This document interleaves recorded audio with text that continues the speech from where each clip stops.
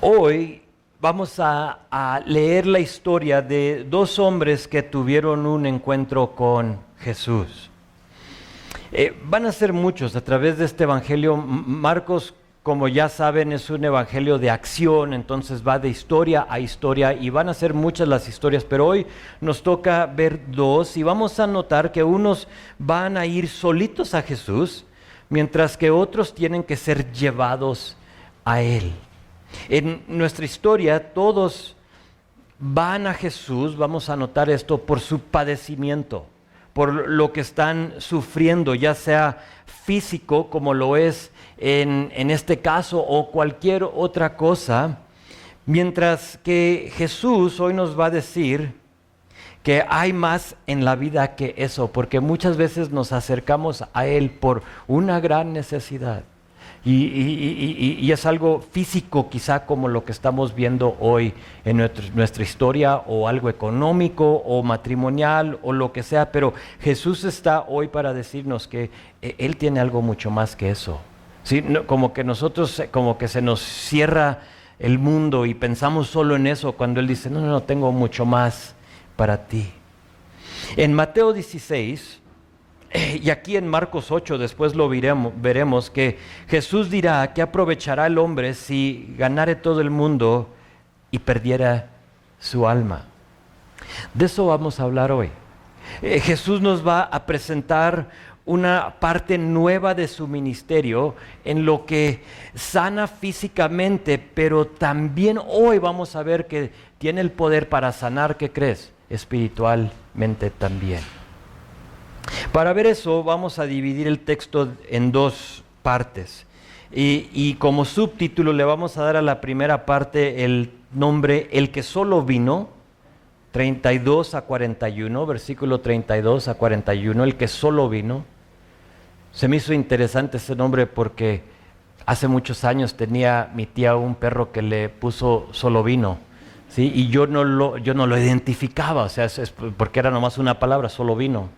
¿Y qué onda con solo vino? Dijo, no, es que solo vino, o sea, un día ahí se apareció y es solo vino. Entonces, el que solo vino, y luego de versículo 1 a versículo 12, en capítulo 2, es el que fue traído. Entonces, el que solo vino y el que fue traído. Esta porción de la palabra vamos a ver dos distintos eventos con un solo enfoque, Jesús. Vamos a ver dos necesitados y una sola solución, Jesús. Veremos a dos maneras de llegar a Jesús, pero ambos con la misma meta, Jesús. Y de eso se trata hoy, para ya no perder más tiempo. Ve conmigo versículo 32, dice, cuando llegó la noche, luego que el sol se puso, le trajeron todos, los que tenían enfermedades y a los endemoniados. Y toda la ciudad se agolpó a la puerta y sanó a muchos que estaban enfermos de diversas enfermedades y echó fuera muchos demonios y no dejaba hablar a los demonios porque le conocían. Dejamos nuestra historia la semana pasada, si recuerdas, con Jesús en la casa de Pedro. Allí, cuando llegaron a la casa de Pedro, encontraron a su suegra enferma, con una gran fiebre, nos dice uno de los otros evangelios. Aquí nomás nos dice con fiebre, pero otros con una gran fiebre, que te da a entender que estaba súper enferma esta mujer. Sabemos que le hablan de ella, sabemos que Jesús la tocó y la sanó, y así se termina el día, o pensamos que así se termina el día, pero no, era el día de reposo.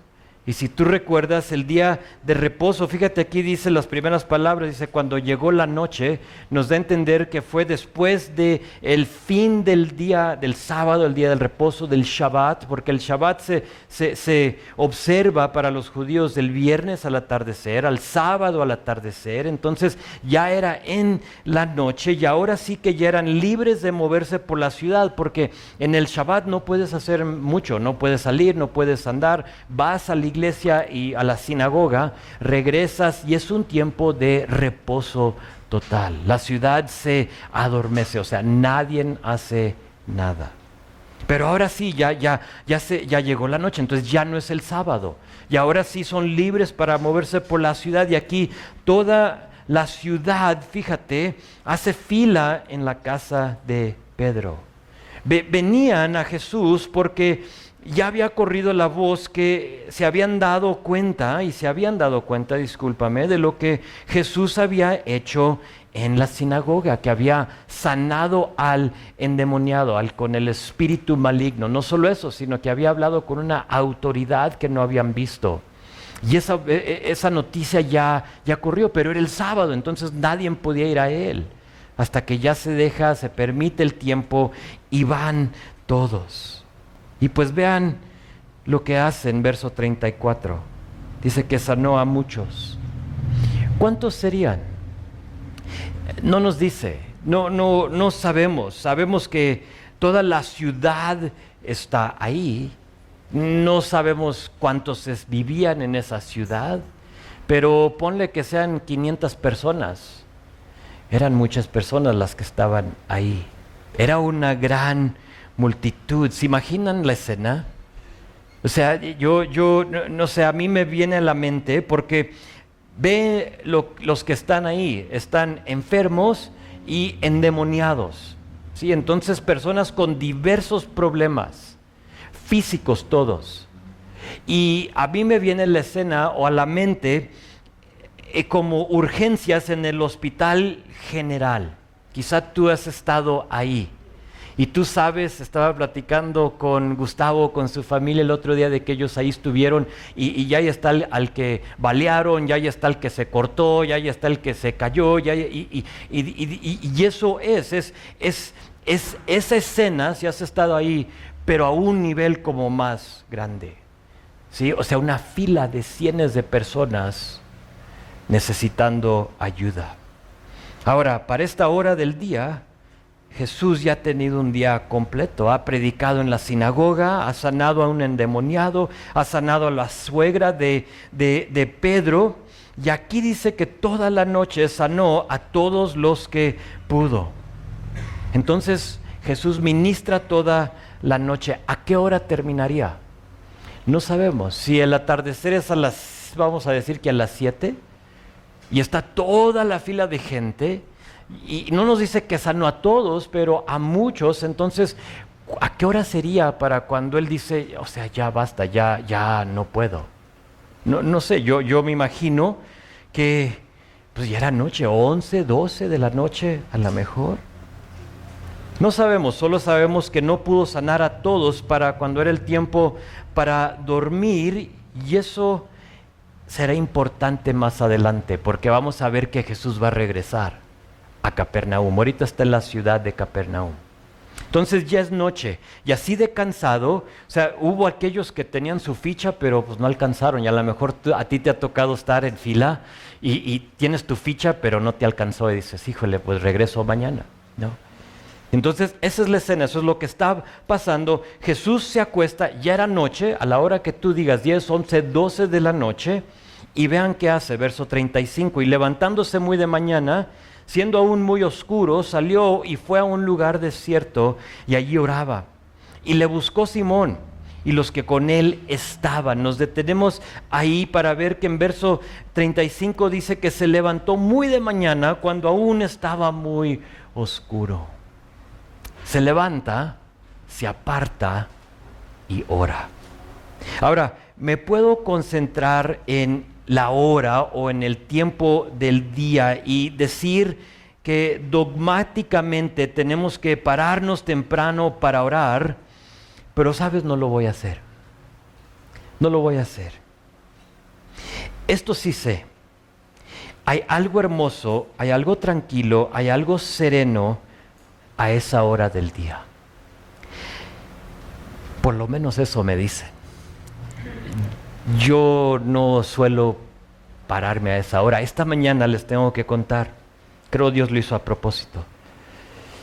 He estado enfermo estos días y no he dormido muy bien me acosté ya anoche ayer, no por enfermedad, sino porque México no ganaba y por fin ganaron, pero tú sabes la hora. Y dije, pues, a dormir, ¿no? Pero me desperté súper temprano esta mañana. Y sabiendo lo que iba a compartir, o sea, esos momentos que como así despiertas, ¿no? Estás dormido y ¡pum!, soñando. Y dije, Señor, ¿serás tú? Y dije, no, no puede ser. O sea, simplemente es la enfermedad que traigo. Y luego yo dije, no, pero es que tiene que ser el Señor. O sea, vamos a hablar de pararnos temprano. Y Señor, qué padre sería si eran como las 3 de la mañana y pueda yo pasar un tiempo contigo en oración. Y en eso voy a mi teléfono para ver qué hora era. ¿Y qué hora piensas que era? Eran como las 5:25. Mi alarma la pongo a las 5:30. Dije, ni en eso puedo despertar temprano. O sea, a 5 minutos le gané a la alarma. Pero de todos modos, cuando abrí los ojos dije, híjole, qué tranquilo, qué sereno, qué bonito se escucha todo, el silencio a esa hora. Creo que no lo podemos exigir que te pares temprano, no podemos ser dogmáticos en esto, porque no nos dice que eso hacía todos los días. Ahora, lo hacía muchas veces, sí, y la palabra nos lo registra que Jesús se paraba temprano, pero ¿sabes más que eso? Jesús se apartaba para orar. Y vemos que no es un mandato hacerlo, pararte temprano para orar, pero esto sí sé que es un sacrificio y algo que solía hacer Jesús. Muy frecuente lo hacía. Lo importante no es tanto la hora, sino que es que tengamos un tiempo a solas, sin interrupción, para orar. Y les tengo que ser honestos, yo todavía estoy buscando ese tiempo. No siempre lo encuentro. Hay días que lo tengo, mientras que hay otros días que tengo al güerito trepándose sobre de mí y brincando y queriendo golpearme, y que vamos a pintar y que vamos a hacer esto. Y sabes que he aprendido a disfrutar en lugar de menospreciar esos tiempos con él. Porque me queda muy claro que no siempre va a estar de esa edad. Y ahorita me toca disfrutarlo. Y lo que yo puedo dogmáticamente decir, no, acuéstate, que no ves que estoy en mi tiempo de oración con Dios, ungido por Él. Yo mejor puedo decir, pues hoy no sé Dios, Señor. Y por lo tanto busco otro tiempo en mi día para hacerlo, pero por ahorita voy a hacer lo que pueda con Él. Te animo a buscar, a luchar por un tiempo a solas con Jesús. Pues Jesús sale muy tarde, de madrugada, y cuando se limpian las lagañas los 4, porque ellos no salieron con él, pero ellos sí están como yo esta mañana, ¿no? O sea, limpiándose las lagañas, se paran y notaron que Jesús ya no estaba. Jesús ya no estaba ya en la casa, y van detrás de él, lo encuentran y vean lo que le dicen, verso 37, y hallándolo, todos le dijeron, todos te buscan. Y él les dijo, vamos a los lugares vecinos para que predique también ahí, porque para esto he venido. Y predicaba en las sinagogas de ellos en toda Galilea y echaba fuera demonios.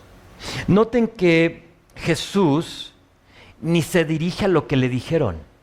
¿Ves lo que está pasando? Vienen a él y dicen, Jesús, todos te buscan. ¿Qué hora? ¿Quién sabe? Era la hora suficiente para que todos los demás despierten y ya muy probable hayan hecho fila otra vez esperando a Jesús, y ellos vienen y le dicen, te están buscando todos. Jesús no dice, sí, me necesitan, vamos. No. Ahora, yo hubiera visto que ahí había necesidad.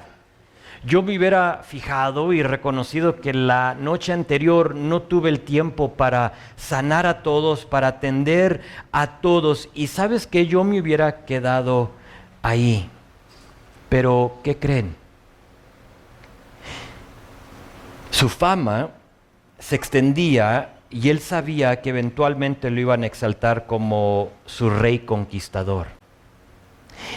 Y lo que está sucediendo es que por lo que él empieza a hacer, la gente lo empieza a exaltar y empieza a poner sus ojos en él, pero no para salvación, sino ¿para qué? Para ser sanados físicamente, y más allá, más adelante nos va a decir, para exaltarlo como aquel que iba a rescatarlos de los romanos. Por fin llegó el que nos va a liberar de este imperio romano, y Jesús lo sabía. Y por lo tanto creo la primera razón por la cual él no regresa es esa, aunque va a regresar. Y la segunda es que Jesús acababa de orar, ¿de acuerdo? Sabemos que Jesús acaba de pasar un tiempo con el Señor, y yo creo que recibió en ese tiempo dirección, instrucción por la parte de Dios para saber qué seguía, para saber qué hacer. Y sabes, a veces lo que Dios hace no tiene sentido. A veces vemos las necesidades y decimos, aquí tengo que estar. Aquí tengo que estar, pero te animo a que jamás obedezcas al hombre o a la necesidad, sino que a Dios. ¿Qué es lo que te está llamando Dios a hacer? Haz eso. Mayormente si has pasado tiempo con Él en oración, en su palabra. Porque realmente sin eso siendo parte de tu vida, se me hace muy difícil que escuches tú la voz de Dios. Porque es como Dios nos habla. Es a través de oración, a través de su palabra, de estando en ella. Y cuando estás con Él, Dios te dirige y Él te dice que hagas. Sin duda, había mucho más que hacer en Capernaum. Mucha necesidad, pero les dice, mejor vamos a otros lugares. Ahora, antes de seguir con la historia, noten que va a estos lugares vecinos. Piénsenlo. Acaba de pasar todo un día en lo sobrenatural, se puede decir. Hablando en autoridad, sanando al endemoniado, sanando a la suegra, sanando a la multitud que pudo esa noche. Sería buena oportunidad, pienso yo, o sea, yo como yo veo las cosas, para decir, vamos a hacer nuestras campañas de sanación. O sea, ¿qué no ven a lo que vengo? O sea, vengo para esto. O sea, ¿qué no ven lo que estoy haciendo? Pero noten que no lo hace. Noten cómo es que Jesús otra vez pone su enfoque en lo importante. Vean lo que dice verso 38, 39. Vamos a lugares vecinos, ¿para qué? Para predicar. Para predicar. Y luego de pilón, pues también echar fuera unos demonios, ¿no? Pero lo primordial, la meta de Jesús era predicar las buenas nuevas. Estamos formando un patrón aquí, o estamos viendo este patrón en la vida de Jesús. Pues ya no están en Capernaum, se han ido, están en otro pueblo, y ahí dice versículo 40, vino a él un leproso. Entonces ya no en Capernaum, no nos dice dónde, rogándole, e hincada la rodilla le dijo, si quieres puedes limpiarme. Y Jesús, teniendo misericordia de él, extendió la mano y le tocó y le dijo, quiero, sé limpio. Y así que él hubo hablado, al instante la lepra se fue de aquel y quedó limpio. Entonces le encargó rigurosamente y le despidió luego y le dijo, mira, no digas a nadie nada, sino ve, muéstrate al sacerdote y ofrece por tu purificación lo que Moisés mandó para testimonio a ellos. Pero oído él, comenzó a publicarlo mucho y al divulgar el hecho, de manera que ya Jesús no podía entrar abiertamente en la ciudad, sino que se quedaba fuera en los lugares desiertos y venían a él de todas partes. Verso 40 empieza diciéndonos que vino a él un leproso, y este leproso venía rogándole y venía a hincarse, a postrarse delante de Jesús. Ahora, este fue el que solo vino. Pero fíjate, el hecho de de ir a él era algo súper riesgoso para este leproso. ¿Por qué? Porque la ley decía que un leproso tenía que mantenerse a una distancia mínima de 45 metros de los demás. No podías acercarte tú a la gente. Vivían los leprosos en comunidad fuera de la ciudad, a solas, solo ellos. La lepra se contagiaba por contacto, por tocar, por rozarte con otra persona. Se les traía comida o ropa o lo que ocupaban porque obviamente tenían familia y se les dejaba en un lugar donde ellos después iban por ello. Entonces, si tú tenías un familiar leproso, tenían un punto ya predeterminado donde tú podías ir a llevarle ahí de comer, o tú le podías llevar ropa o lo que tú quisieras, pero es esa distancia, tenías que mantener esa distancia. Era una vida solitaria, era una vida humillante, y de cierta forma no era vida, no era vida. Este hombre, fíjate, se atrevió a ir a Jesús. Tengo entendido que un leproso experimenta un adormecer en sus extremidades causado por gangrena. Empieza la gangrena a carcomiar los dedos y los pies y los dedos de tus manos, tus extremidades. Y se empiezan a adormecer y ya no tienes sentido en ellos, ya no hay sensibilidad en tus manos, en tus pies. Se dice que se golpeaban, algunos se podían enterrar un clavo en un pie y no lo sentían. Entonces entraba infección, entraba gangrena y otras cosas. Estaban totalmente adormecidos. Ahora eso nos pinta un cuadro de la persona atrapada, adormecida por su pecado. Y me gustó esa comparación, porque el pecado lo que hace es que nos desensibiliza y nos golpeamos y nos dañamos y ni sabemos. Estamos tan desensibilizados a ello. Muchas veces la misma lepra de nuestro pecado nos tiene cegados y adormecidos y no vemos la solución.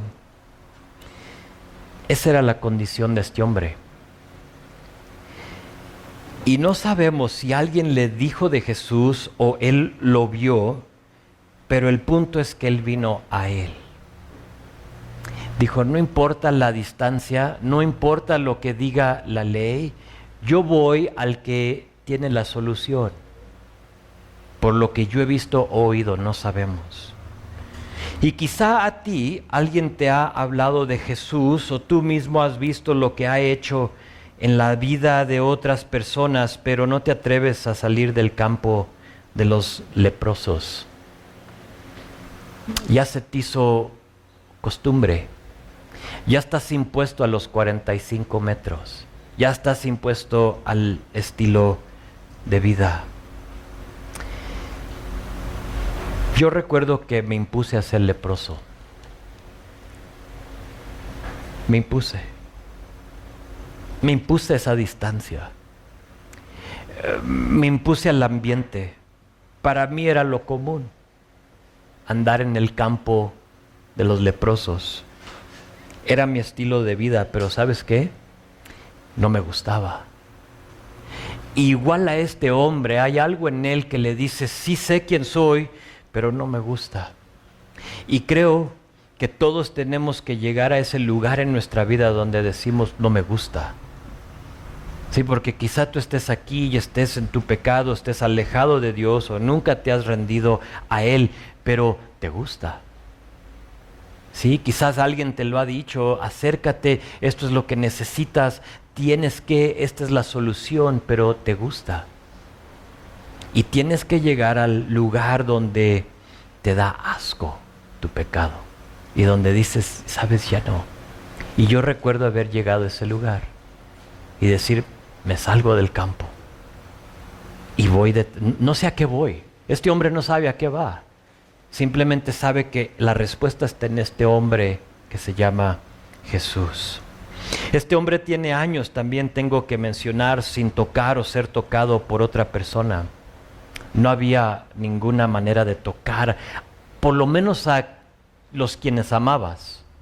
A lo mejor entre ellos, pero a los que tú querías tocar y abrazar a tu mamá, a tu papá, a tus familiares, no había nada de eso. Años habían pasado, pero fíjate lo que pasa.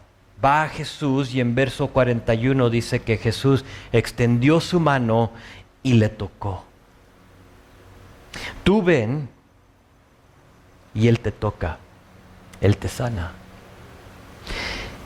Así como la lepra de este hombre se desapareció inmediatamente, nos dice la historia, Jesús hace lo mismo con nuestro pecado. De hecho, la siguiente historia nos lo confirma, nos habla de eso. Pero antes de ver esa historia, noten que Jesús lo mandó a purificarse y ser testimonio ante los sacerdotes y le instruye que no diga nada. Ahora, el ir a ser testimonio eso es toda una predicación que puedo hacer en otro tiempo quizás, pero era muy importante que él obedezca y que él vaya para purificarse según la ley. Ahora, ¿por qué? Porque no era todo día que se sanaba un leproso, que era sanado un leproso. De hecho, que lo que yo entiendo, según los historiadores de Eusebio o de Josefo o otros, es que no se había visto. O sea, tenemos ejemplos de ello en el Antiguo Testamento, pero que en este momento ellos no registran, no graban de que algún leproso había sido sanado. Entonces, para los que iban a estar ahí, los sacerdotes, iba a ser un gran testimonio de ellos. O sea, ¿quién hizo esto? Más allá cómo lo purificamos, porque nunca entonces saca el rollo que habla de la ley, de que nos dice qué hacer, porque no sabemos los procedimientos. Pero nota que le dice Jesús, oye, no le digas a nadie, o sea, tú ve, tú preséntate, pero no le digas a nadie. ¿Y qué hace el hombre? Le dice a todo el mundo. Le dice a todo el mundo. Comenzó, dice, a publicarlo y a divulgar el hecho. Y es interesante porque a él se le dijo que no diga nada y dijo. A nosotros se nos dice en Mateo 10 que vayamos y lo proclamemos, que es la palabra gritemos desde las azoteas y no le decimos a nadie. Qué contraste, ¿no? Al que se le dice no digas, lo dice, y al que se le dice di, no lo andamos diciendo. Así pasa. Les había comentado que Marcos es una película de acción que va de escena y escena, y aquí eso pasa. Vean versículo 1 de capítulo 2. Dice, entonces entró Jesús otra vez en Capernaum. Entonces va de esta región, de esta ciudad, y regresa una vez más a donde estaba antes de salir. ¿Cuánto tiempo pasó? No nos dice. Marcos habla así muy rápido, entonces probablemente pasaron días, una semana, lo que te guste. Pero entró Jesús otra vez en Capernaum después de algunos días y se oyó que estaba en casa. Inmediatamente se juntaron muchos, de manera que ya no cabían ni aún a la puerta, y les predicaba la palabra. Que Jesús regresa a Capernaum.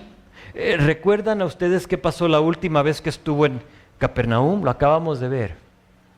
Sanó a muchos, ¿recuerdas? O sea, la última vez que supimos es que se durmió, se paró muy temprano y fue a orar, y de ahí se fue a la otra región. Entonces la última vez sanó a muchos toda la noche, y luego se fue a los lugares vecinos. Pero aquí regresa a la casa que asumimos es la casa de Pedro. No nos dice, pero es muy probable que fue la casa de Pedro, y corre la voz que había regresado de nuevo. Ahora yo me pongo en el lugar de Jesús y pienso, ok, regreso a Capernaum, sé O sea, intelectualmente, que la última vez que estuve ahí me faltó y no me alcanzó el tiempo para sanar a algunos, ¿qué haría yo? Creo que yo retomaría donde lo dejé, sanando a la gente. Pues, imagínate verle la cara a aquellos con la ficha, pero no les tocó. O sea, endemoniados, gente rengueando, gente con calentura, con cualquier otra enfermedad, y supiste que la última vez que estuviste ahí no alcanzó el tiempo, pero los tuviste que rechazar y decir, hasta aquí llegó. Creo o sea, vamos, ¿dónde está? Háblales, vamos a empezar a sanar. Y creo que la gente piensa lo mismo, porque noten qué pasó. Se llenó la casa, ya no cabían. O sea, aparte de los que ya había sanado, hace unos días, unas semanas, se vuelve a llenar la casa. Sin duda, con la expectativa de que Jesús va otra vez a sanar. Pero quiero que no se nos pase este patrón que se está formando aquí en este libro.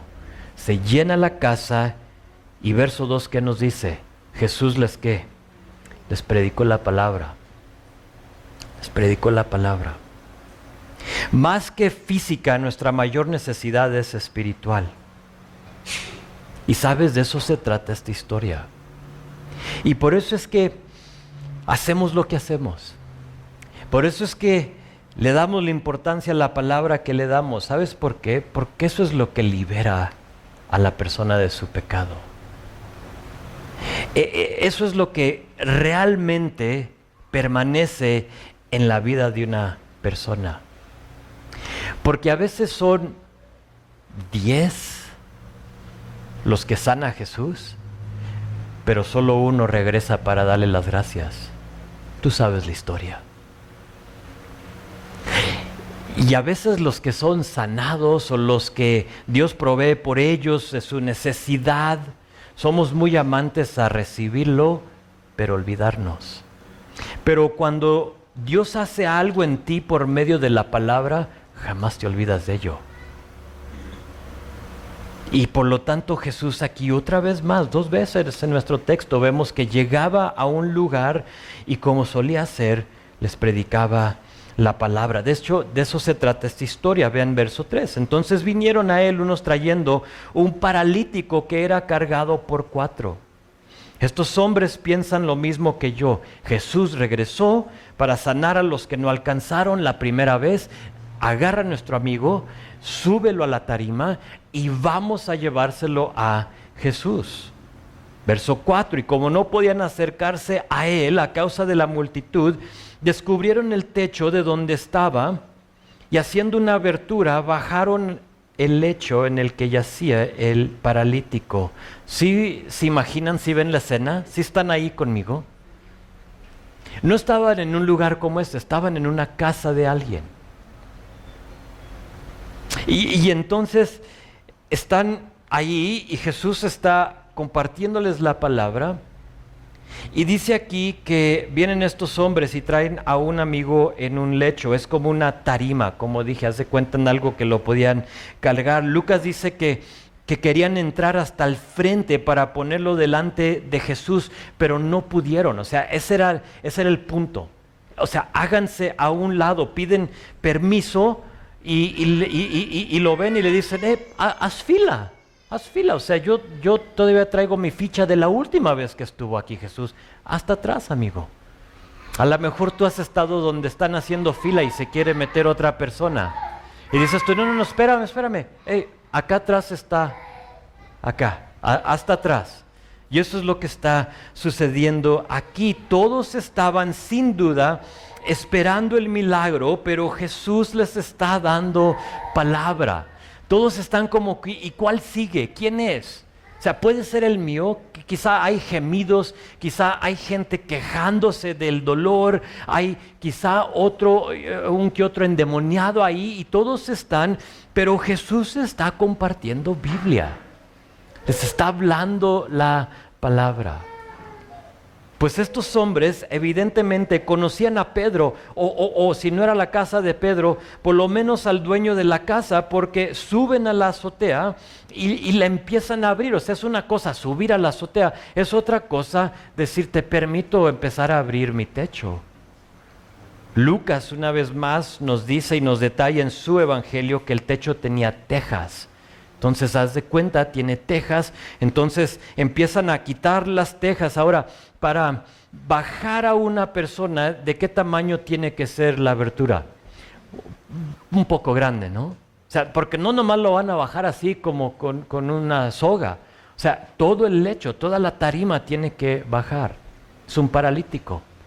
Y empiezan a quitar las tejas, y debajo de las tejas había ramas y palos y barro que componía así el techo. Y ¿sí están conmigo? ¿Sí ven lo que está pasando?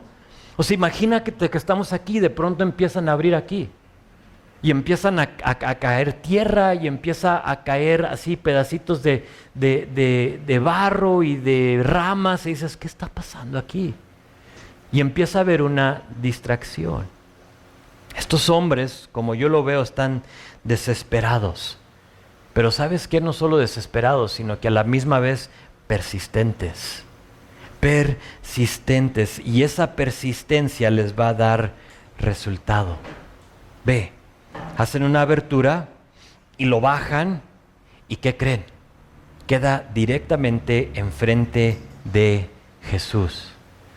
Tuvo que ser uno de ellos un ingeniero que dijo, pues más o menos yo creo que Jesús está como por ahí, entonces empieza a abrir. No, yo lo hubiera abierto ya en otro lado, ¿no? Pero que sí, aquí exactamente, y cae directamente enfrente de Jesús.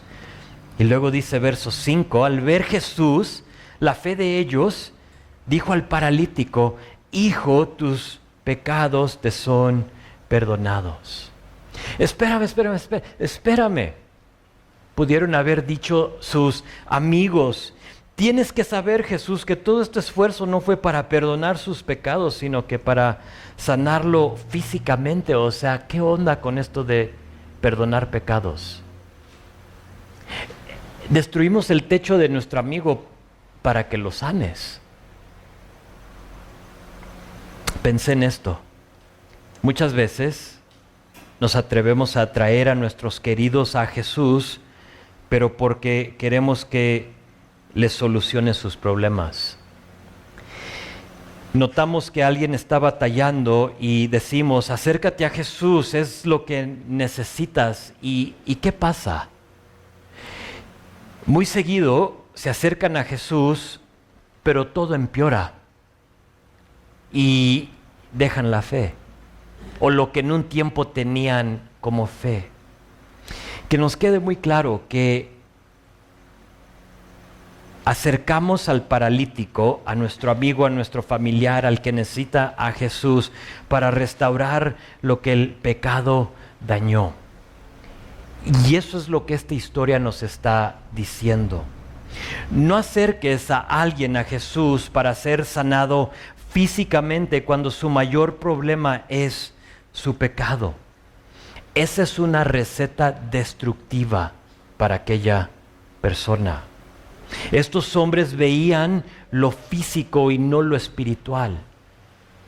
Y te animo a que cuando tú compartas el evangelio, cuando tú le hables a alguien de Jesús, háblale de su necesidad del perdón de su pecado. Porque todo lo demás fluye después de eso. Si solo nos enfocamos en lo sobrenatural, mucha gente es malagradecida y lo recibe y se va. Pero si les hablamos de lo que es su mayor problema, que es su pecado, Dios trata con eso y a través de eso empiezan a cambiar las cosas en su vida. Hay ataques, hay problemas, claro, estamos en una batalla, nos dice la palabra. Pero ¿qué crees? Ahora ya viven con el que es mayor que está en ellos que el que está en el mundo. Y por lo tanto ahora sí pueden enfrentar cualquier cosa que sea su problema, sea enfermedad, sea problema matrimonial, sea algo económico, sea lo que sea. Cuando tienes a Jesús, ya no peleas tus batallas tú, sino que Él las pelea por ti. Pero cuando te acercas a Él simplemente para que te solucione tu problema, lo tomas y te vas y te olvidas. Quizá no todos, pero muchos. Ahora, hay una historia paralela aquí, y esa es la de los religiosos que están viendo todo, porque dentro del grupo que está ahí queriendo ser sanado, queriendo escuchar de Jesús, hay religiosos. Y fíjate lo que dice, verso 6. Estaban ahí sentados algunos de los escribas, los cuales cavilaban en sus corazones. ¿Por qué habla este así? Blasfemias dice, ¿quién puede perdonar pecados sino solo Dios? Para ellos, el problema no tenía que ver con la sanación física. Para ellos era como que no pasa nada. Para ellos el problema era que Jesús se atrevió a perdonar pecados. Decían, ¿quién se cree este? O sea, ¿quién es este hombre que está perdonando pecados? Está bien que Él sane a personas, ya lo habían visto. Ya había corrido la voz, ¿te acuerdas? Pero hasta este momento Jesús no ha perdonado pecados. Jesús simplemente ha sanado a gente. Les ha dicho, ya se ha llegado, ya llegó este momento y ahora arrepiéntanse, pero no había hecho lo que está haciendo aquí. Y esto alarma a los religiosos. Porque, ¿sabes? La gente está de acuerdo con que Jesús simplemente se mantenga aquí entre de nosotros, que no salga de estos muros, pero cuando tú sacas a Jesús de este lugar y te lo llevas contigo, como lo vimos la semana pasada, ¿te acuerdas? Llévate a Jesús y empiezas a hablar de Él. No, párale, ya no hables de Él. Y estos hombres eso hacen. ¿Qué está haciendo este hombre? ¿Quién se cree? ¿Quién es? ¿Quién puede perdonar pecados sino solo Dios? Y Jesús está por decirles exacto, solo Dios. Verso 8. Y conociendo luego Jesús en su espíritu que cavilaban de esta manera dentro de sí mismo. Ahora, aguas, porque Dios sabe todo lo que estamos pensando y lo que está en nuestro corazón. Aguas. ¿Qué estás pensando en este momento? ¿Qué está en tu corazón? Jesús lo sabe. Aquí dice, conociendo luego en su espíritu que cavilaban de esta manera dentro de sí mismos, les dijo, ¿por qué caviláis así en vuestros corazones? ¿Qué es más fácil? Les pregunta. Decir al paralítico, tus pecados te son perdonados, o decirle, levántate, toma tu lecho y anda. Noten que no los deja contestar, les hace la pregunta, pero ve verso 10. Verso 10, para que sepáis que el Hijo del Hombre tiene potestad en la tierra para perdonar pecados, dijo al paralítico, se dirige a él, a ti te digo, levántate, toma tu lecho y vete a tu casa. Algo importante que notar de Jesús es que hasta este punto no había hecho algo similar, no había perdonado pecados. Es la primera vez en Marcos que Jesús perdona un pecado, pero ese es justamente mi punto.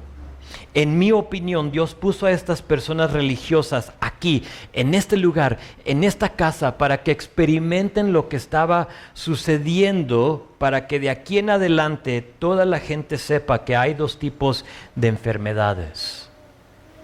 Todos, incluyendo los 4 hombres, trajeron a su amigo para ser sanado físicamente. Nadie sabía del perdón del pecado. Algunos se habían arrepentido con el ministerio de Juan el Bautista porque habían reconocido lo malo que eran, que necesitaban perdón, que necesitaban arrepentirse por lo menos, pero no habían recibido ese perdón. Algunos sufren de enfermedades físicas, pero todos sufrimos de la enfermedad espiritual, el pecado. Y ese es el punto que está haciendo aquí Jesús. Entonces, cuando Él les pregunta, que es una pregunta retórica porque no les permite que le respondan. Les dice, ¿qué es más fácil? ¿Decir al paralítico, tus pecados te son perdonados? ¿O decirle, levántate, toma tu lecho y anda? Les está preguntando algo que era obvio para ellos. O es levántate y toma tu lecho y anda. ¿Por qué? Porque el sanar físicamente es visible, pero el sanar espiritualmente, el perdonar pecados es algo invisible. Y para que todos supieran que él tenía la habilidad de hacer las dos cosas, le dice, levántate, toma tu lecho y anda, aléjate.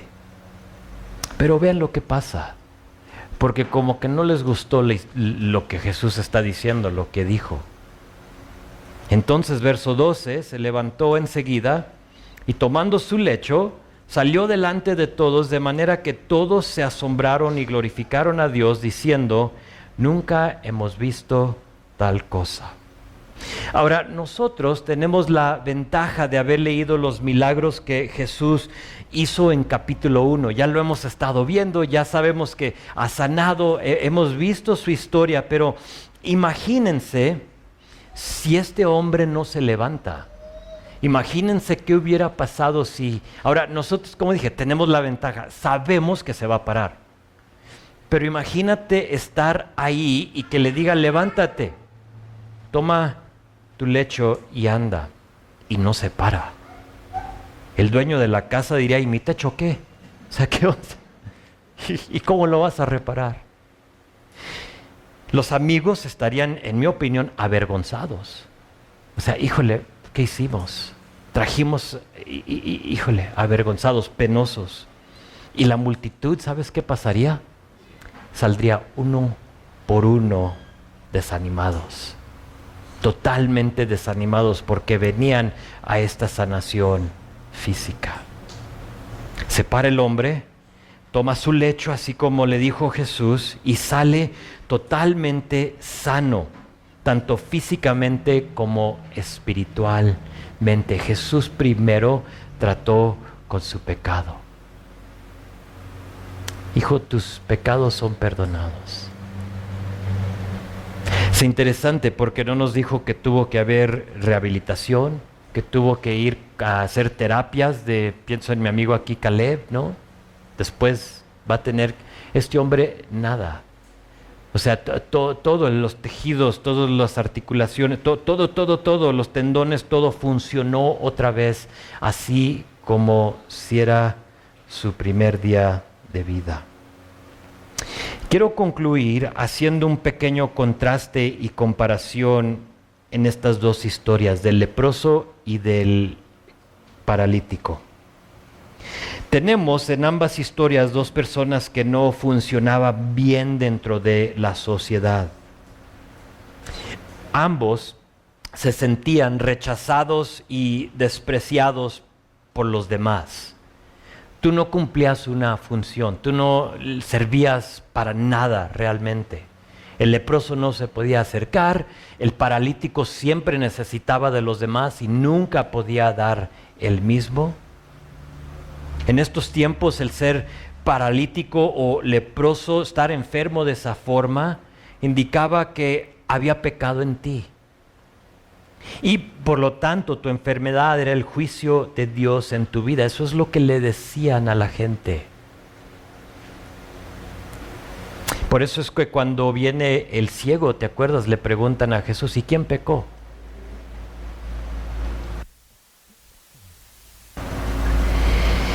En ambas historias, los dos fueron sanados físicamente, pero quiero hacer una distinción. Solo sabemos del perdón del pecado de uno de ellos y no del otro.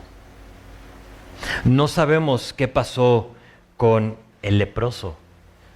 Nos imaginamos que se fue gozándose por su sanación, pero ¿aceptó el perdón de su pecado, sí o no? No sabemos.